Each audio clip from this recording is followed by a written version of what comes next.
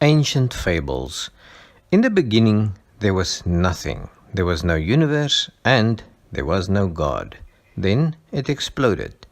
In the explosion, some of the nothing heated up, reached illusory temperatures in which nuclear reactions without atoms ignited matter without molecules, which expanded into balls of fire without oxygen. During this fire, much of the nothing was incinerated to dust, which spread out to the furthest corners of a universe that did not exist.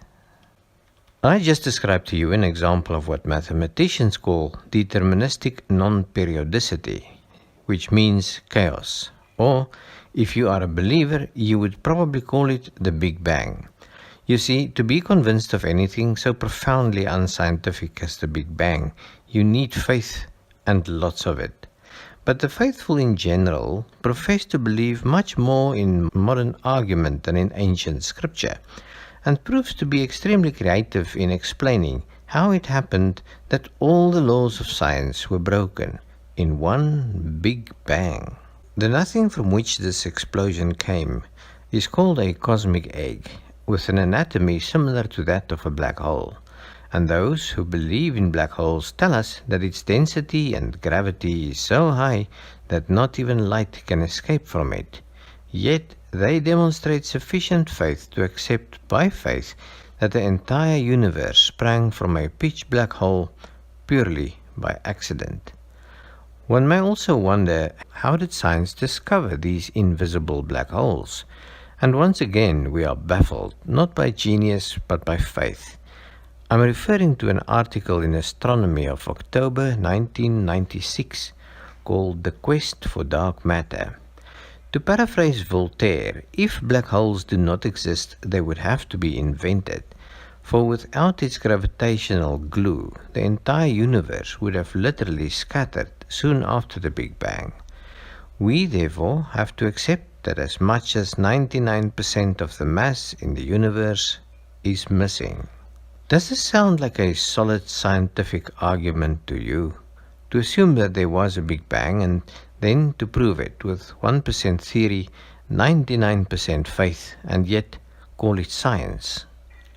Since this article 27 years ago, scientists kept working on the problem and are now convinced that in fact 600% of the visible universe is invisible. Modern science requires us to believe that there are 60 people in this meeting, but 50% of them are invisible. Yet, if you believe there are invisible people in heaven, you are not following the science. You should certainly not say anything about gender. At least now we know what black holes are good for.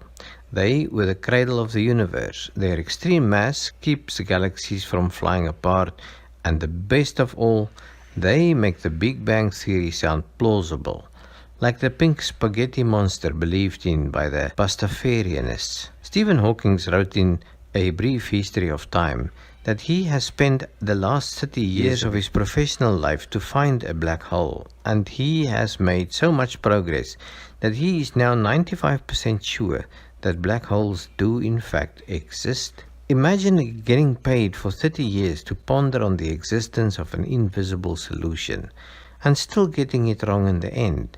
Having clarified the origin of the universe by faith, scientists had another challenge.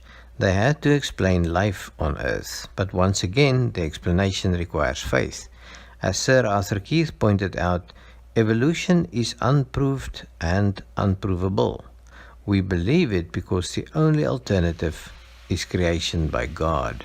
Charles Darwin was a true believer. He proposed that life must have started in a warm little pond where somehow just the right amount of chemicals and atoms bumped into each other to form a blob of goo with some amazing properties. It could eat, it could repair itself when damaged, it could reproduce, and all of this because of a small amount of genetic material that allowed itself to be expressed as this little creature. As time went on, again just by accident, this goo acquired more genetic material, which allowed itself to be expressed in more complex life forms, and these life forms acquired more genetic material, And so, through more and more complex stages, this blob of goo, by way of the zoo, ends up as you. Nebraska Man was the first ape man to be presented as evidence for evolution. Nebraska Man was reconstructed by Professor Henry Fairfield Osborn from what he believed to be the remains of an ape man.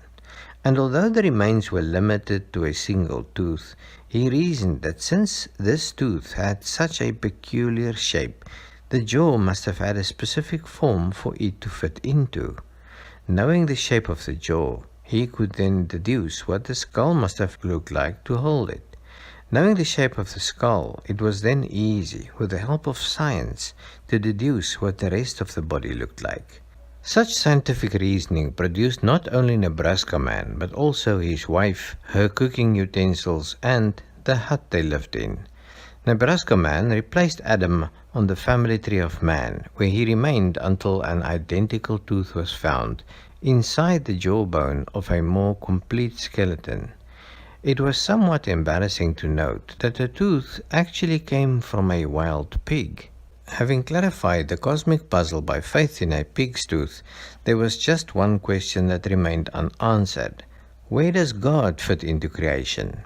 According to the geological record, the concept of a god or creator appeared late in the Pleistocene period, less than 1 million years ago. This coincides with the time in which man is believed to have evolved, and in the mind of man, God was created according to our image.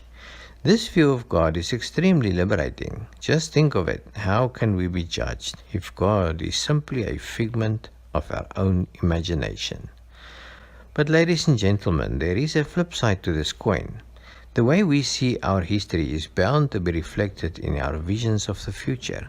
And when these geniuses teach us that we are the offspring of chaos and disaster, and that we are the result of a giant accident called evolution, then it stands to reason that in future we should expect nothing more than chaos and disaster, that our future will be nothing more but a gamble.